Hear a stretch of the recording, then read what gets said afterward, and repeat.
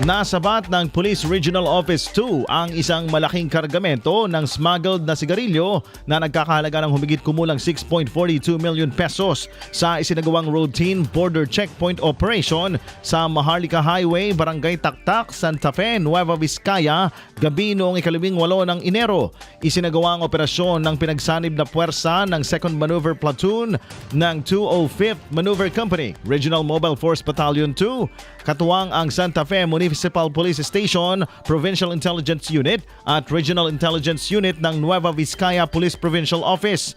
Kinilala ang mga suspect bilang alias Ram Ram, driver na residente ng Paco, Manila, at alias Vin, helper na residente naman ng Pasay City.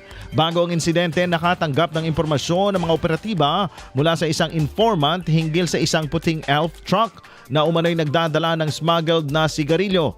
Nang mamataan ang sasakyan na patungong northbound, hindi ito agad huminto sa checkpoint kaya't hinabol at hinarang ng mga kapulisan. Sa isinagawang inspeksyon na may pahintulot ng driver, nadiskubre ang mga kahon ng sigarilyo na hindi tugma sa ipinapakitang resibo na nagsasaad lamang ng 100 kahon ng assorted dry goods.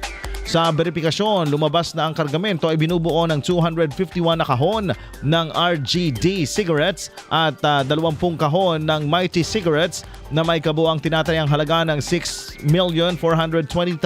pesos, kung saan napag-alaman na nagmula ang mga ito sa Pasay City at ihahatid sana sa Cauayan City. Sa ngayon, nasa kustodiya na ng pulisya mga sospek at ang mga nakumpiskang ebidensya para sa karagdagang dokumentasyon at pagsasampa ng kaso.